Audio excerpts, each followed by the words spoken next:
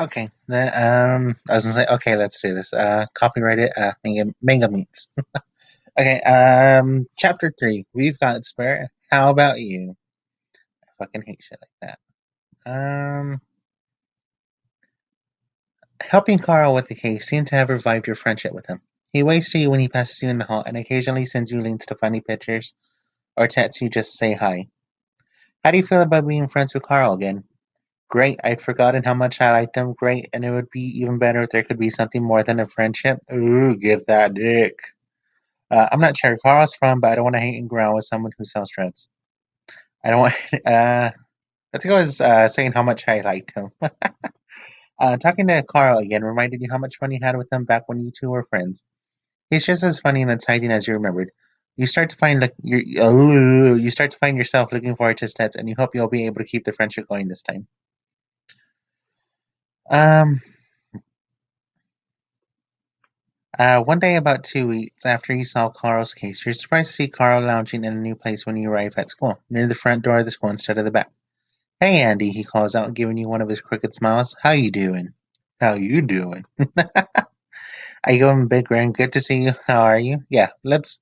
I'm really fucking nice like that. When most of the people I work with are like, "You're really fucking happy." Fuck yeah, I'm fucking happy. Masking shit as over. I don't have the fucking words to describe it. Masquerading with not depression. Better now. Carl replies, "It was good talk. It was good to talk to you again." Carl's grin tilts up higher. "Forgot how much fun you were. Just wanted to say thanks again." For just a moment, you see a brighter light in Carl's dark eyes, a spark that doesn't come from arrogance or bravado. And there's a new kind of interest in Carl's eyes too. As he angles his glance at you and continues, "And, maybe we could hang out and again sometime. It's good to talk to someone who understands stuff." To show what kind of stuff he means, he flicks a finger and sets a little flame. Yeah, it sounds like fun because it does. Yeah, it sounds like fun only because I'm trying to be nice, not because I mean it. Wow, that's really fucking mean. Yeah, maybe. I shrug. I'm sorry, I don't think so. I'm gonna say yeah because it sounds like fun. Carl's smile tilts up higher. Hoped you were gonna say that. So what do you want to do? Maybe we could go to Witch's Bay on Saturday if it's not too cold. Witch's Bay. That's the corner of the Kingsport Beach where people go to make. I fucking knew it. It's full of little rocky inlets that give you pretty good privacy. Is that what Carl meant when he said wanted to hang out? Does he mean he wants you to be his new boyfriend? What do you think about that? Sounds pretty fun. I wanted to hang out with Carl, but just as friends. Well, wait, this is not. That's fucking exactly what I had in mind. We're gonna fucking go for that dick. And that's exactly what you tell Carl. "Yeah, that sounds good," you say, grinning back. Carl reaches out to give you a playful tap on the arm, and your heart beats a little faster, and then even faster as the gesture turns into a hug. You can smell Carl's leather jacket, his hair, the faint candle smoke scent that follows him everywhere. Most people think it's just matches or cigarettes, but it comes from Carl himself. The hug goes on for a long, long time. Then Carl lifts his head and his lips are right next to yours. What do you do? I kiss him, pull away gently. I would love for him to kiss me.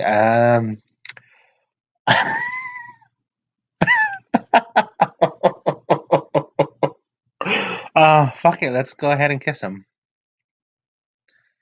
All it takes is the smallest tilt of your head, and Carl's mouth meets yours. The kiss is hard and strong, but his lips are soft, much softer than you thought they would be. He wraps you tight in his arms, his leather jacket warming as you lean up against his chest. The kiss is deep, intense. Move over, Jackie Collins. Your heart pounds fast, and you feel like you could keep kissing Carl forever. Carl is breathless when you finally pull away. "Wow," he murmurs, giving you a crooked smile. "Wasn't expecting it to be like that, but damn, that was nice." You smile back and reply, um, "Yeah, it was. I really hope it'll happen again." "It was, but no pressure, no strings." I pull away gently. This isn't what I want after. I don't know what I want. Yeah, I generally don't know what I want. Achievement went out with.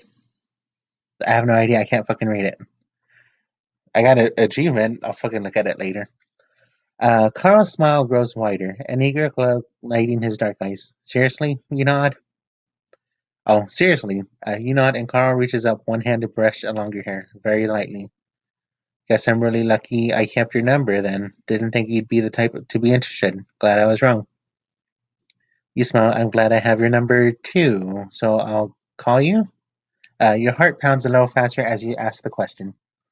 Carl's answer is another kiss. Shorter this time, but just as hard and intense. Or maybe I'll call you. Ooh. It's almost the same thing you said to him, but the low murmur of his voice made it sound way sexy.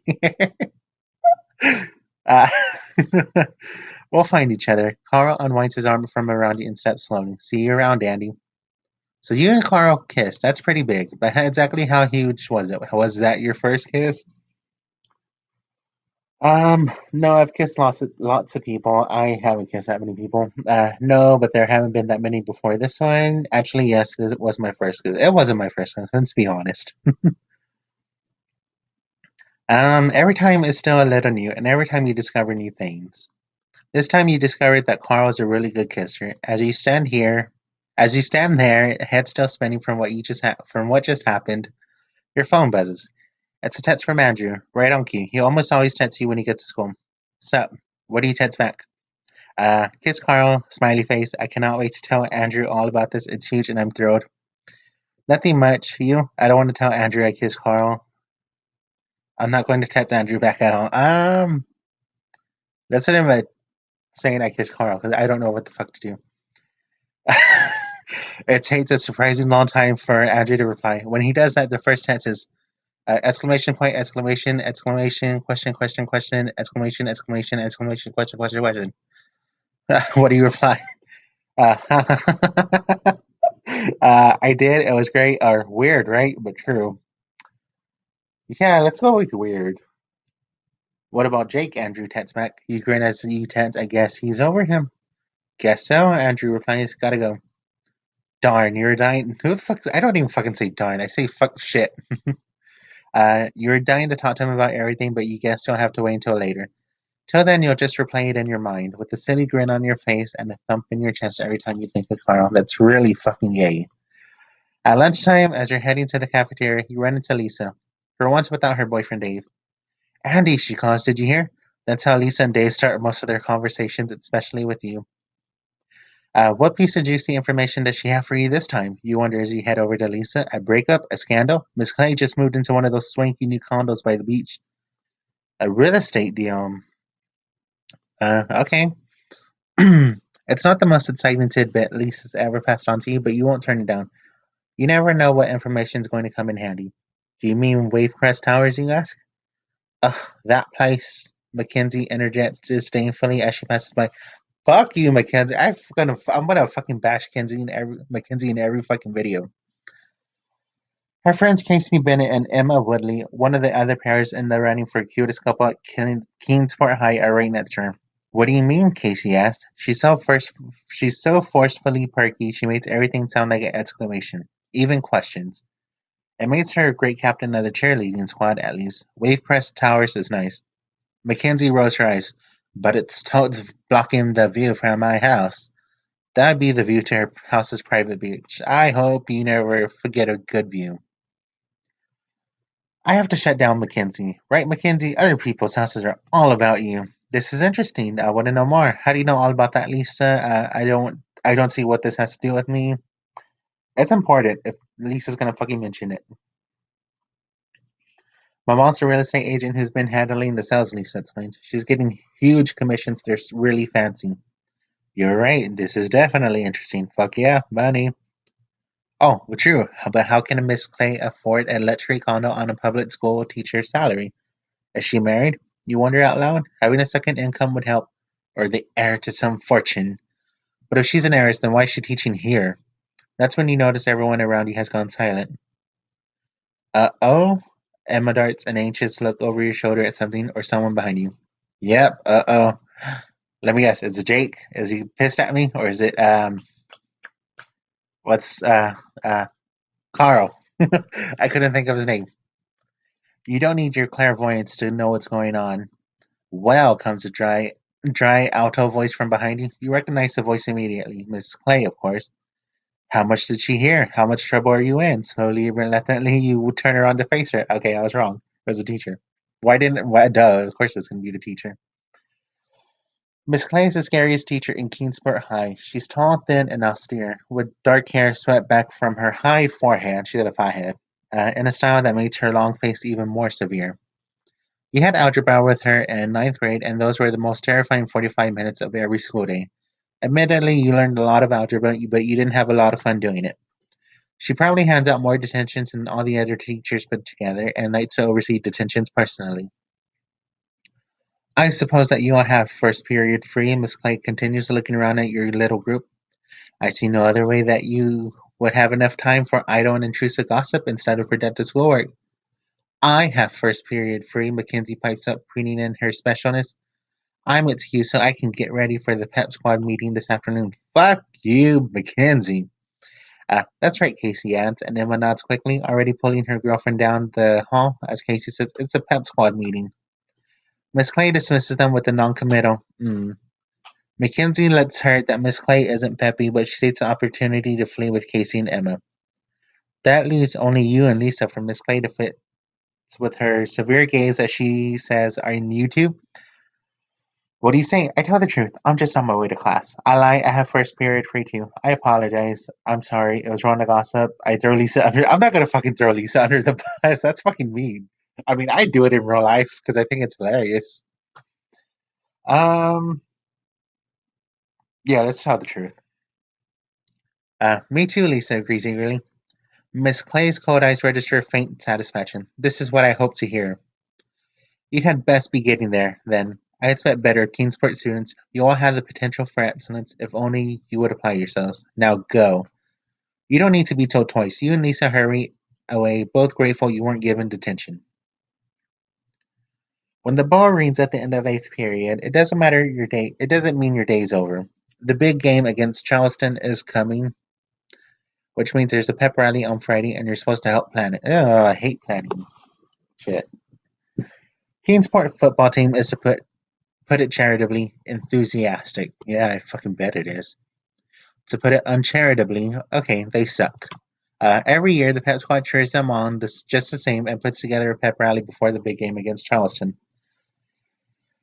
Oh my god, there's so much reading. Everyone puts on their Kingsport blue and gold and crams into the gym for an hour of yelling slogans and waving posters, while the football players jog around and the cheerleaders do their best and biggest pyramids. Oh, and there's the mascot, the king. No, not Elvis. Elvis isn't relevant anymore. It's a hideous foam-headed guy with blue and gold robes and a crown. That's a shitty ass mascot. Usually it's only the pet squad, football players, and cheerleaders who work on the rally. But this year you're working on it too. Lisa and Dave have been stressing all week about how short-handed they've been. Of course they're on the pet squad. They're two of the peppiest people in Kingsport. Finally, they asked you to help out, and you do kind of owe them a favor after they helped you find Haley's iPhone. Plus, the pep squad party after the rally is always one of the biggest parties of the year, and everyone on the squad gets to go. That's why instead of doing your homework, hanging out at Bingham's, or drumming up a new case, you're sitting here in the gym waiting for the pep squad meeting to begin. Everyone you'd expect to see is here. Mackenzie, who's head of the pep squad, Casey, the head cheerleader, Lisa and Dave, the whole football team. And also a person you really didn't expect to see, Will Nichols. Oh fuck, the guy that got suspended? Was he suspended? I know he got in trouble. Okay, let's see where this is going. You didn't even know he was back at school. You thought he'd be in jail or suspended after stealing Haley's iPhone. But there he is, sitting off by himself in a corner doing homework while he waits for the meeting to begin. A few people are whispering and staring. You're not the only one who's surprised he's there. You got a couple of minutes before the meeting starts. Do you want to talk to him? Yeah, I want to know what happened. I want to know what happened, but I don't want to talk to him. I'll try reading his thoughts. No, I don't want to be associated with him. I'll make sure everyone sees I'm sitting with. No, I never hung out with popular kids. Yeah, okay. I want to know what happened. Surprisingly, Will doesn't look any worse for the wear. If anything, he looks like he's taking better care of his appearance than he used to. His once shaggy hair is freshly cut. He's more neatly shaven than usual, and he's wearing a crisp white button-down shirt. Even more surprisingly, didn't Jake wear the same shit too? He doesn't seem to be afraid of you or even feel guilty. He meets your eyes directly and says, "Oh, hi, Andy." Okay, that wasn't what you expected. That honestly wasn't. I didn't know you were on the Pep squad when you began or back at school. They're both pretty recent. Well, answers matter of factly. Miss Clay assigned me to the Pep squad when I came back. She said it would be a good idea for me to build my school spirit back up when I'm not in detention. What do you want to ask Will next? Ask him more about his punishment, settle questions, or read his thoughts. Settle questions. I know how to fucking get around. Are you gonna have any fun on the Pep Squad? Having fun is not what's important. Will says, which is probably the most serious statement ever made about a group dedicated to a giant foam king. The image of it is just so fucking hilarious. It's about giving back to the school, and I have a lot to make up for. Wow, you say? It sounds like you're really trying to make a change. Will nods, still earnest and matter of fact. I am, but it's about time that I started thinking about the big picture: college, career, the future. That doesn't sound like Will at all. But you know who it does sound like? Jake. And Jake didn't sound like himself either when you talked to him. I fucking knew it. Something is going on. What the fuck is going on? Before you can do anything else, Mackenzie's voice breaks in. All right, keen sporters. All eyes turn to Mackenzie as she strides to the center of the gym. She's got a blue and gold silk scarf. Uh, Somehow she can make even keen sport blue and gold look chic. And a determined grin. We're about to start. We've got to make the best pep rally ever. That means everyone needs to do their part. Cheerleaders, you're outside. People making posters, you get the left side of the gym. People planning activities, you're on the right. As Mackenzie talks, she points to each group of people in turn, and they obediently scatter. And she turns around to see who else she can give orders to and discovers you're the only one left. Her nose wrinkles in distaste, and without missing a beat, she turns away.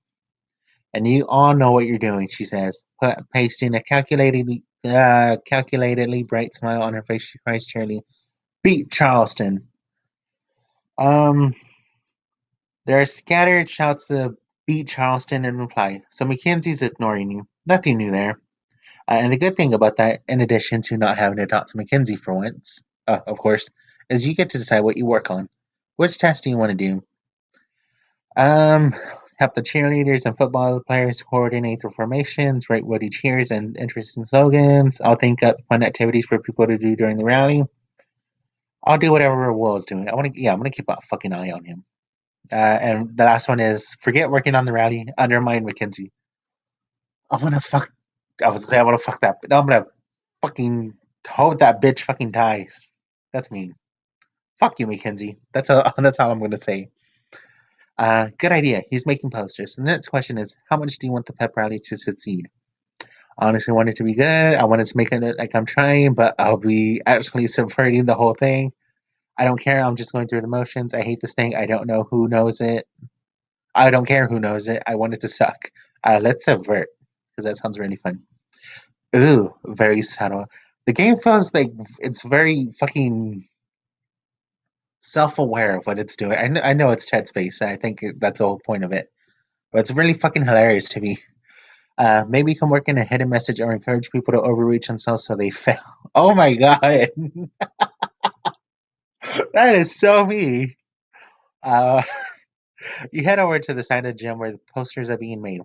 Will's already there, quietly arranging poster board, markers, and glitter glue. He's not talking to anyone and seems totally intent on his work. That'd be a pretty good opportunity to spy on Will somewhere. But if you do that, you won't be able to focus on making posters for the pep rally. What do you want to do? Focus on Will. Figuring out what's going on with him is much more important than working on pep rally. I want to make posters. That's what I'm here for. Um, hmm. I want to fucking subvert. That sounds really fun. Okay then, you got your priorities. You gather your blue and gold poster board and a handful of markers and sit down to start making some posters. You need to come up with something new, something interesting, something that will make people sit up and take notice. Kings of the gridiron. Oh, that's good. You start sketching out a picture of a football helmet with a gold crown on top of it.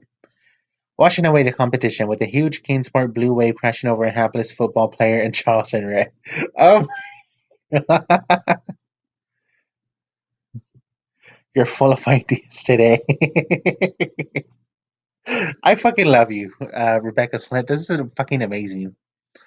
After you're done with your first test, you quickly get pulled into helping assemble programs. As you settle down for some serious paper folding, you hear a voice behind you. Hey, babe. Don't ever fucking call me babe. Not even babe. Maybe babe, not babe. Your heart gives an excited thump. You don't even need to turn around to know it's Carl.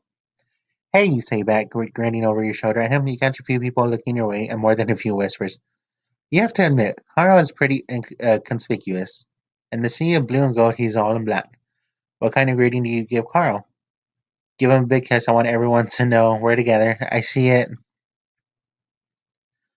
Um.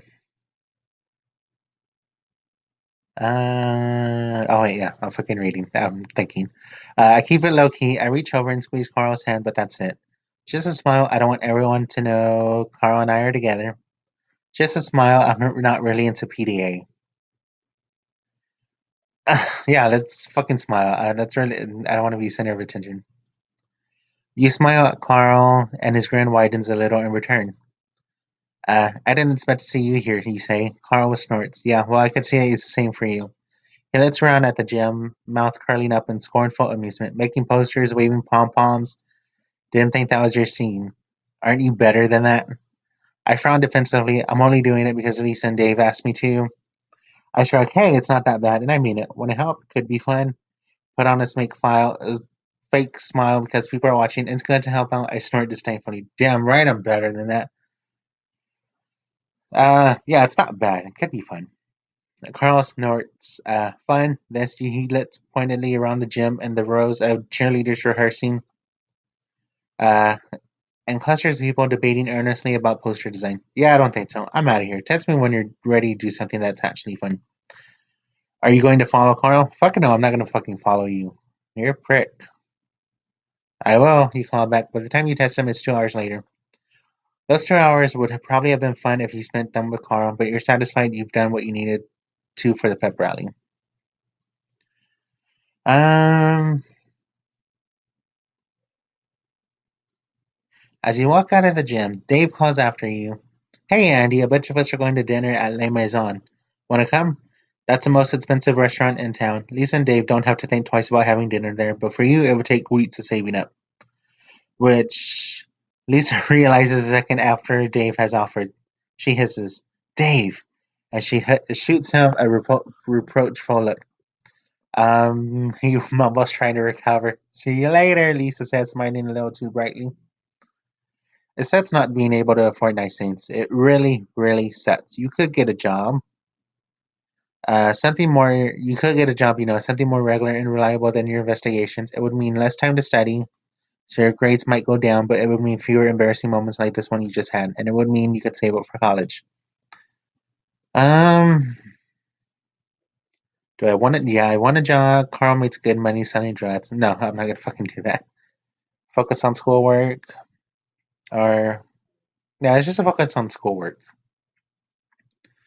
Fair enough. You're used to not having a lot of money, and you can deal with it for a while longer. Anyway, if you do well enough in school, you might be able to get the King's Sport Scholar Board or another scholarship for college. On Friday, eighth period classes are canceled. Instead, everyone gathers in the gym for the pep rally. Perp rally. Well, I'm assuming there's a perp. The place is a sea of blue and gold, King's Sport high hoodies, blue and gold pom poms and pennants, foam fingers, even a few foam crowns.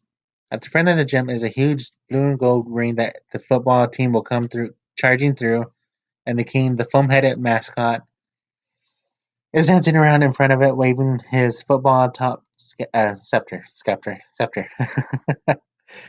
Most of the people seem to be taking it at face value. But then, as it goes on, you see some different reactions to the walls of posters, doubtful expressions, whispers, curious lips. Carl snickering openly. Haley looks thoughtful. You look hopefully around to see Tyler's reaction, but he doesn't seem to have noticed anything unusual. Andrew has definitely noticed, though. Is that what you did? He whispers, his expression is caught between horror and amusement. Oh my god, please tell me everyone loves my posters. You grin in satisfaction. Yep. Through all of the cheering and shouting, Mr. Pierce stands in front of the gym, sober and prim in his three-piece suit. As soon as the noise dies down, he takes the mic. I think you spell Mike with M-I-C. Or am I wrong? I could be wrong. I mean, that's how I spell Mike. This weekend, our football team will take the field against Charleston, and we will win. Somehow, even when he's cheering Kingsport on in the middle of a pep rally, Mr. Pierce manages to sound dry and reserved. As he keeps speaking, though, he picks up momentum. We will win off of the field too, and make Kingsport High the best school in the state. All that takes, all that it takes, is hard work and proper discipline. I want all of you to be model citizens, and if you are, then I pledge to you, the junior class of Kingsport High, that every one of you will get into college. Cheers erupt from all over the gym. Are you one of the people cheering? Absolutely. Getting into college is definitely something to cheer about. Of course, I don't want to be the only person who isn't cheering. No, Mr. Pierce may love conformity, but I don't think it's anything to cheer about. No, I don't think. I think no. I think Mr. Pierce cares about his own success than he does about ours. Uh. Okay, that one. That's right. He talks about discipline, but that what he really means is mindless obedience. Together we can make this school great. Mr. Pierce finishes. Go Kings! As the principal steps back, the students start to take up the shout. Go Kings! Go Kings! Go Kings! The rhythmic chant of the pep rally echoes off the walls of the gym, getting louder and louder as everyone falls into the same rhythm. Go Kings! Go Kings! But then you notice something odd. Even when people chant in unison, there are always little inconsistencies in their actions. Someone takes a breath, or coughs, or shifts in their seat, things like that. Half the gym is chanting like that, and a few, like Carl, aren't chanting at all. But every single person sitting in the set of bleachers nearest the window where Joe and Jake are sitting is chanting in unison. Perfect unison. They're all breathing at exactly the same rate, all waving their hands exactly the same way at exactly the same rate. They're all blinking together. Andrew, you whisper, nudging him, look at that. His eyes follow your pointing finger to the bleachers by the window. At first he just looks confused, but then you see his expression change, and you know he's seen it too. What's going on? He whispers. I have no idea, but it can't be good. I have no idea, but I'll figure it out. I was hoping you'd know. I would have figured it out, to be honest. Andrew sits back with an uneasy frown, and you have a feeling your expression matches. Whatever is going on is most likely supernatural, but you don't know anyone whose power can have this effect on people. You tear your eyes away from the bleachers by the window and quickly scan the faces in the crowd. Who's noticed it? Who's acting strangely? You've already seen Carl acting normally, slouching in silent boredom. Nothing unusual there. The next person you spot is Haley. She's sitting in the front row with the rest of the newspaper staff, iPhone in hand to take notes, but she's not typing. Instead, she's watching more on the people around her. Her expression torn between thoughtful intensity and terrified confusion. Yes, she's definitely noticed. Then your gaze automatically goes to Tyler, who's in the bleacher farthest away from the window. He's not chanting or watching. He's just clapping slightly offbeat. Apparently, he doesn't have very good rhythm, but even in his hideous fluorescent light of the room, he still looks good. None of the other students seem to be doing anything unusual. The rest of the pep squad is going about their business. Lisa, David, and Mackenzie are all chanting normally, and Casey's bouncing among the other cheerleaders. What about the teachers? Mr. Pierce's expression hasn't changed. You're pretty sure his expression never changes. It's the same dour smirk he always has. Miss Rivera isn't there. Your gym teacher, Miss Dubois, is a cheerleading coach, and she's so focused on the cheerleaders that she seems to not have noticed anything beyond pyramids and jokes. Miss Dubois. Isn't that a reference to Carrie? I remember either a movie or the book. There's the teacher was named Miss Dubois. But Miss Claylet's different. She's smiling and clapping her hands in perfect time with the cheering. What's going on? Miss Clay has seen it and it's making her happy. What do you do? Get out of there as fast as I can. Try to read Miss Clay's thought. It might be dangerous. It's worth the risk. I keep watching to see if I notice any more patterns. Let's read her thoughts. You close your eyes. Your eyes close and your fingers curl around the edge of the bleacher as you try to focus your mind. Every bit of concentration feels like a heavy thing you're hauling out of a deep pit, or a fish at the end of a long line that you're trying to reel in. You try and try, but it's no use. There's just too much noise. Every time you think you got it, that chant of "Go Kings" races into your mind. When you open your eyes, Miss Clay is still smiling and clapping. I've been recording for like 20, 30 minutes maybe. I don't fucking know. You and Andrew push your way out of the gym with everyone else, hurrying to get somewhere you can't talk about, or at least someone that isn't here. A hand grabs at your arm and you turn to see Haley. Andy, her voice is low and urgent, and the look in her eyes is deeply unsettled. Did you see that? You don't want to say anything out loud if there's someone around who can make 50 kids do exactly the same thing at the same time. Maybe that person can also eavesdrop on your conversation. You meet Haley's eyes directly and give her the smallest of nods. You can tell by the subtle shift in her expression that she understands. The minute you and Andrew are out of the gym, you pull out your phone and text Haley. Let's talk. You start to write today, but then delete it. You don't have time to talk about this today. Tonight is the pep squad party. Instead, you finish with tomorrow. We'll text again. What time? Almost instantly, you get an answering text. Okay, I'm glad she's on our side, Andrew says quietly. The prep rally wasn't at all what you expected. You're going to have to figure out what's going on with Miss Clay, what's going on with Will, what's going on with all those people sitting in the bleachers by the window. But first, you're going to have to live through the pep squad party. Um, don't want to keep going? Yeah, I'm going to keep going. Chapter 4, Party Time. After the pep rally comes to the pep squad party, it's the biggest social event of the year, and after the prom, everyone on the pep squad is invited, and everyone who isn't on the pep squad is dying to be invited. This year, it's going to be even bigger and better because it's going to be at Mackenzie's house. Mackenzie's enormous palatial palace. I know it's fucking palace. A private beach equipped house. Of course, the house is also equipped with Mackenzie, which makes it less appealing. Fuck you, Mackenzie. I said it every chapter. Fuck that bitch. But even if the party isn't going to be fun, you still got a reason to go. Wavecrest Towers, that swanky new condo development Miss Clay can somehow afford, is right next door. And now you got even more reasons to want to figure out what she's up to. So what are you looking forward to the most about the party? Mingling with the popular crowd, spending time with Carl, hanging out with Andrew, investigating. I don't really care about the party. Let's investigate. I honestly didn't go to that many parties in high school. I threw parties. I threw my own birthday parties and all that. But I never really attended any parties. I mean, I was invited, but I never went. That's definitely going to be the best part.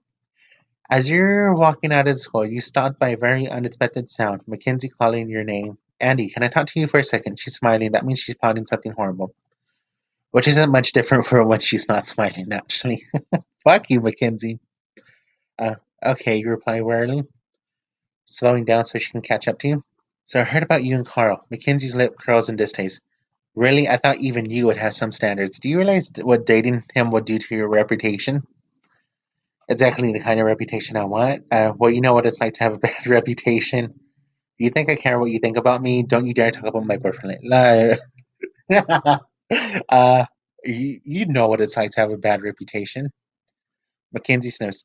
I should have known you'd say something like that. What I really wanted to tell you is that you shouldn't bring Carl to the party tonight. I'm sure you understand he just won't fit in. Her expression shifts to a smile of innocent sweetness. Really, it's for his own good. He'll be happy you're not going. And you'll be happier too, I think. We all would. She gives you one last superior smile and flutters her hand in a little wave as she turns to go. See you tonight. Fuck you. What are you going to do? Are you going to go to the party without Carl? Bring him. We're together anywhere I go. He goes. Going to bring Carl. I want everyone to know we're together. Bring Carl. Make Mackenzie angry. Leave Carl behind to see Tyler. No, that's mean. I'll leave Carl behind. I don't want him to feel. Um. But yeah, let's just fucking make Mackenzie angry. You get to spend more time with your new boyfriend, and Mackenzie gets to have someone she hates at her party. It's a win-win.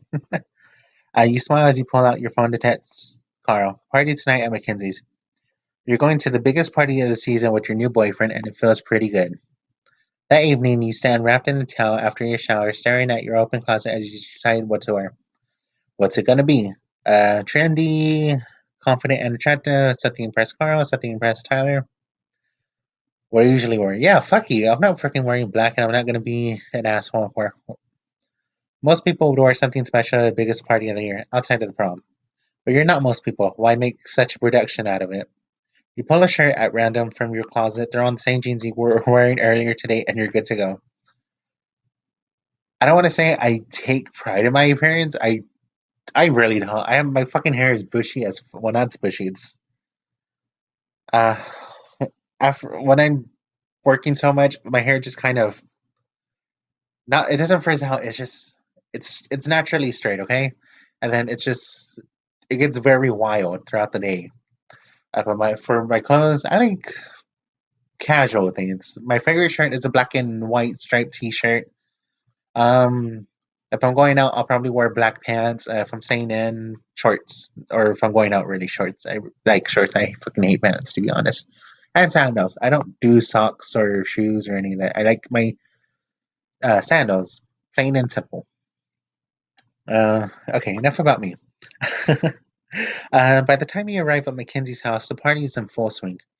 Music blares from speakers tastefully embedded in landscape shreds, punctuated by bursts of laughter carried from the pool.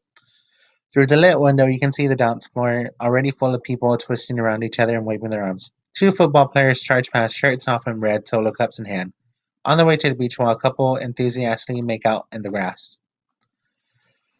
Even though you've been to Mackenzie's house before, its size still astonishes you. It's easily 3 times the size of your house with its own swimming pool and a private beach, as well as a home theater in the basement with a projection screen to rival the ones at Keensport Cinema.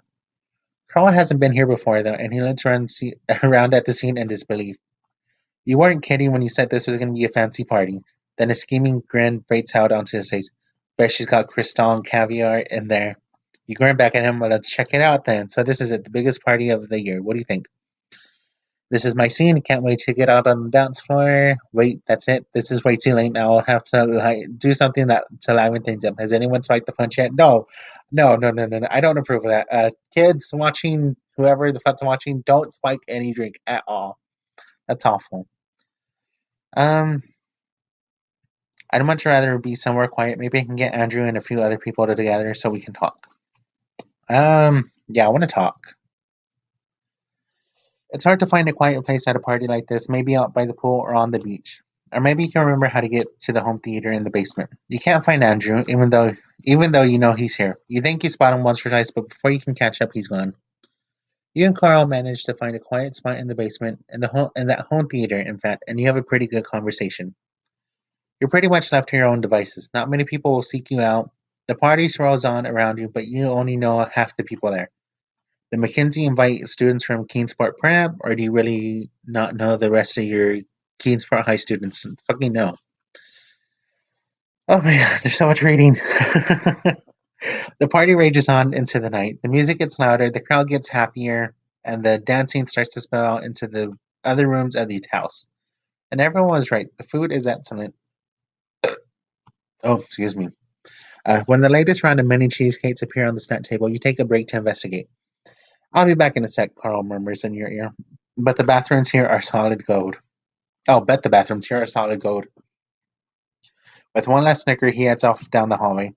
Your mouth is full of. Your mouth is full when you hear a voice saying, "Hey, Andy, is the strawberry cheesecake good?" It's Tyler. It's Tyler talking to you. When you say, "I can't say anything. I just know they're the best. I like the chocolate better." I don't like cheesecake. That's gross. Let's just not say anything. I don't like cheesecake, period. It's fucking disgusting. Great, Tyler says and grins at you as he reaches for one. No, you absolutely have to keep this conversation going, but what can you say next? I don't know if I trust Tyler. I think maybe he's behind the reason everyone's being weird. Did you see Vampire Diaries this week? Great pep rally today, huh? I didn't think you were on the pep squad. Great pep rally today. Let's go with that. To your surprise, that actually seems to have been the right thing to say because Tyler smiles. A gorgeous, gorgeous smile. I know, right? He says, "I didn't think you had much time in your for extracurriculars with all your investigation work. Can I just say how awesome your job is?" Tyler shakes his head in wonder, and his hair somehow looks perfect at every stage of the movement. Um, I've never known anyone who was a detective, and you're really good at what you do. Is Tyler really complimenting you? And does that look in his eyes admiration? All this time you've been admiring Tyler, and now it's like he's been admiring you in return. How do you feel about that? A few weeks ago it would have been great, but I'm with Carl now. This is awkward. Going out with Carl and Tyler likes me too. Excellent. I feel great. This is what I hoped for ever since I met Tyler. I feel great. I don't get attention for my good work. I feel awkward. Um, God, I don't.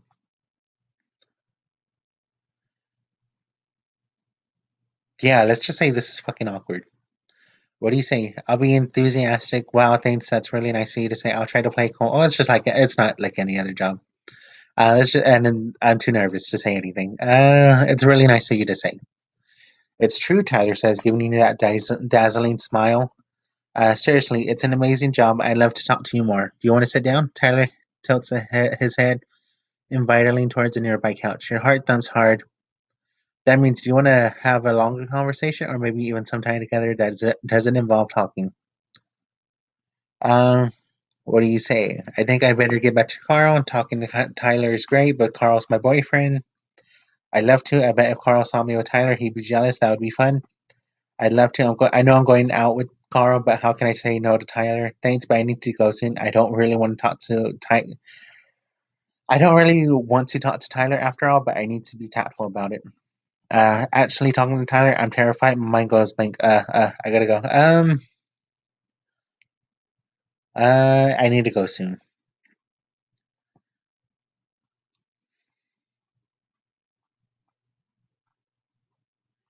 Tyler's smile slips. Sorry, I started reading that like very ahead before I start saying words.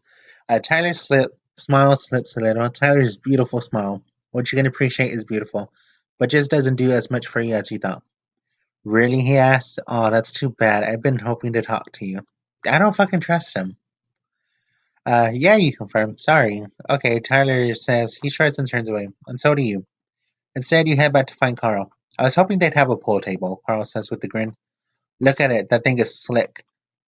As you turn to look at the pool table, you catch a glimpse of someone out at the beach. Someone tall and pale, moving purposefully. Miss Clay. This is what you've been watching for. If you follow Miss Clay, you can figure out what she's doing. But if you're seen leaving the party this early, your reputation will take a big hit. Not to mention having to make awkward explanations to Carl. What are you going to do?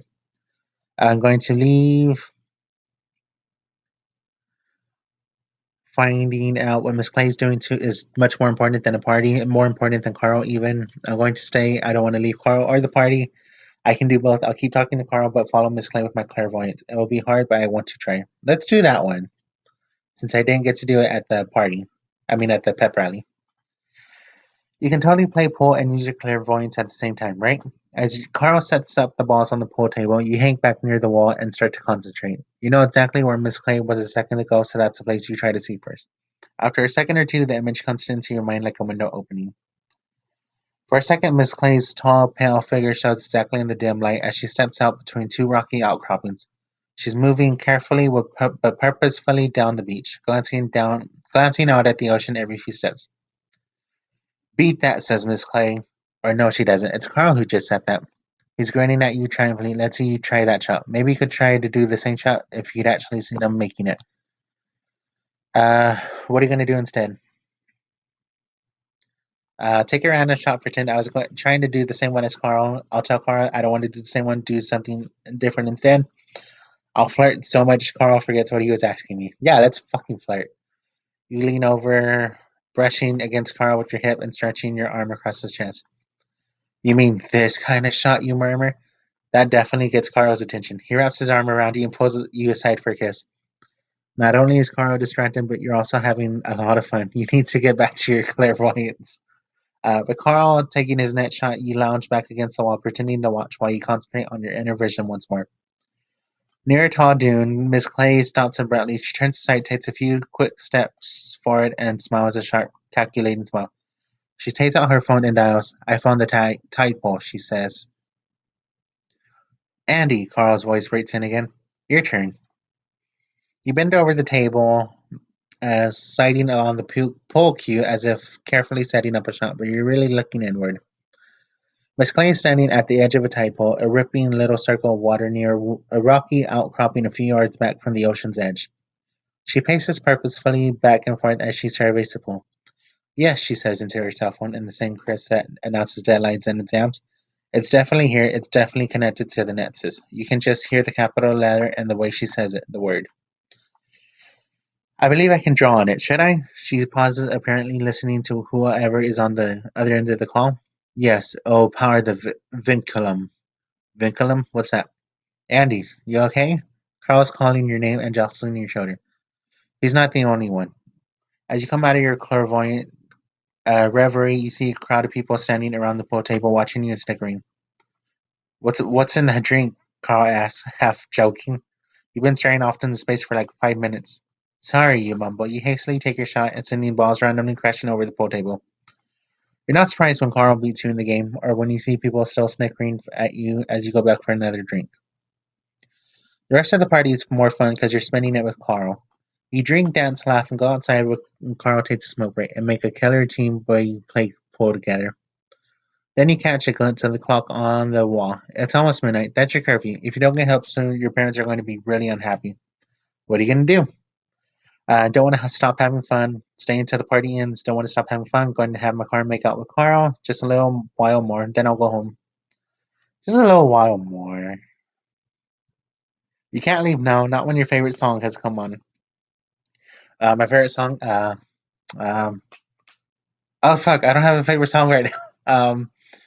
Can't get you out of my head. Kylie Minogue. There you go. You drag Carl onto the dance floor for one more dance and then another. You have a fabulous time. It's 1 a.m. by the time you drop Carl off at his house, and it's worth every minute you stayed. It's so far past your curfew that it's not even funny. You sincerely hope your parents have decided to go to bed early, but no such luck. You can see the flicker of the TV through the living room as you pull into the driveway. At least one of your parents is still up. How are you going to deal with this? Just go through the front door, face the music. Sneak in, not going home. No, I'm just gonna fucking face the music. No use hiding it. They're awake, and they'll almost certainly hear you, even if you try to sneak. You draw a deep breath, turn the key, and open the front door. By the time you're over the threshold, mom's already up and facing the door. At least it's only her and not dad, too. Mom jumps up from the couch and rolls around to see you. Andy, she shouts, what are you doing coming home this late? Do you have any idea what time it is? You consider saying no, but there's really no point. I was so worried. The longer mom taunts you, the more you can see anxiety in her eyes, and the guilt starts to well up. And coming home late like this isn't like you. I thought you were hurt or sick, or I'm sorry, you say. Mom looks at you hard for a moment, searching your expression before she nods. All right, just don't let it happen again. She gives you a quick hug and kiss on the cheek. Sleep well. I'll see you in the morning. You trudge up the stairs, your mind still spinning on with everything that's happened tonight, and fall into bed. All right, I'm gonna leave this episode right here. That was really fun. I enjoyed the party. Um, I'll see everyone next time. Bye. How the fuck do I close it? I'm always gonna ask that every time I close it. Bye guys.